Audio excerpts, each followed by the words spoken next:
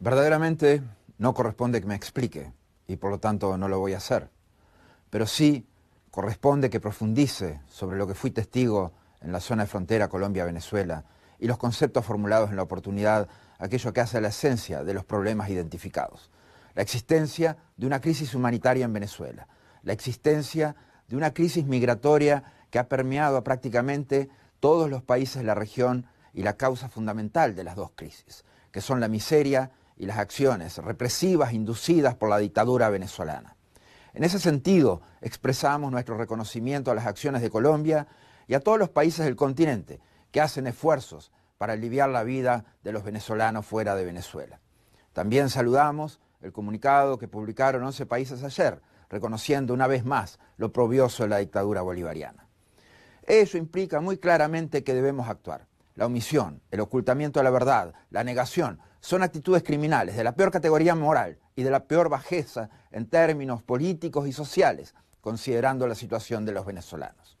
Dije muy claramente que siempre debemos agotar el camino a las acciones diplomáticas y que debemos dejar todas las opciones abiertas, que no debe descartarse ninguna opción.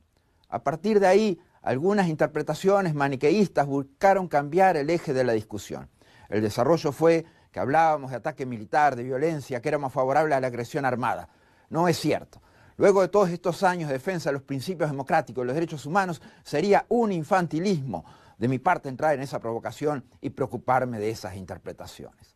Hablemos de lo que importa, de las víctimas del horror y cómo ayudarlos. Hablemos de lo que tenemos que hablar, del horror de la dictadura y sus consecuencias, y de la fuerza que nos da el derecho internacional y los instrumentos del sistema jurídico interamericano.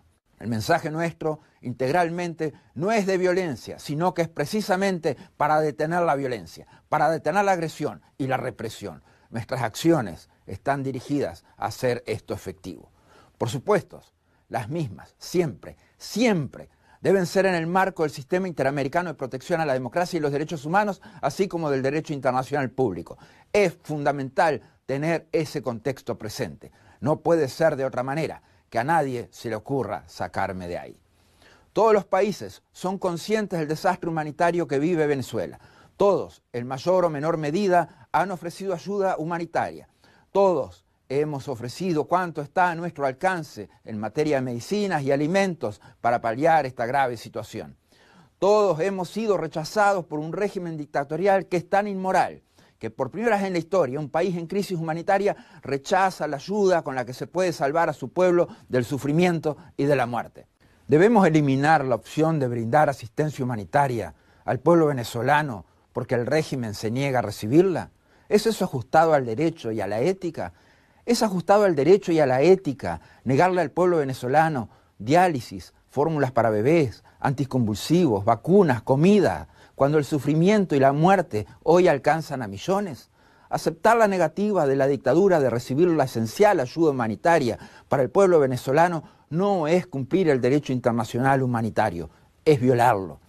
Nos denunciaron casos de personas a las que no se le hacía el tratamiento de quimioterapia por no tener el carnet de la patria.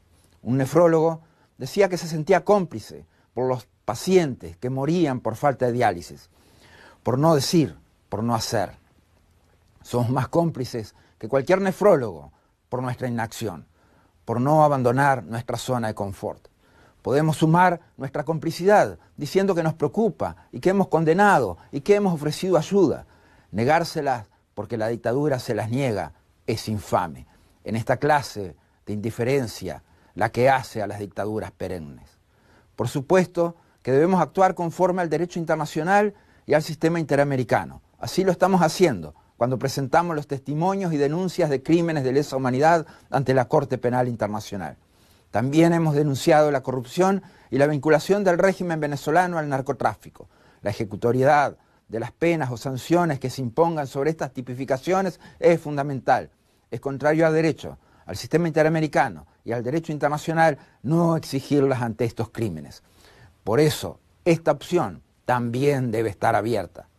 Por supuesto que también podemos mirar a través de nuestras declaraciones el resto de nuestras vidas mientras esto está pasando. No debe haber cosa más fácil que repetir lo que ya dijimos y dejar que el dolor, la violencia del Estado y la muerte sigan ocurriendo en Venezuela. De hecho, La comunidad internacional hace esto muchas veces cuando se dieron crímenes de lesa humanidad. Lo hizo en el genocidio en Ruanda y lo hizo cuando Pol Pot masacró a su propio pueblo. La responsabilidad de proteger es la última esperanza de las víctimas y de los oprimidos. Muchas veces nunca llega. ¿Fue conforme a derecho permitir el genocidio en Ruanda por esgrimir el principio de no intervención? ¿Fue conforme a derecho que Pol Pot masacrara a su pueblo por esgrimir el principio de no intervención? No, no, no. Es completamente inmoral negar a futuro este derecho al pueblo venezolano. La responsabilidad de proteger es una opción que debe permanecer abierta. Como saben bien, no estoy pegado a este cargo, pero ni me callo ni me voy, como dijo Luis Alberto Herrera, un gran no intervencionista, pero esencialmente un gran humanista. La dictadura venezolana querría que me fuera. La dictadura venezolana querría que me callara. Sus cómplices también. Yo seguiré luchando contra la misma hasta que caiga, donde sea, como sea.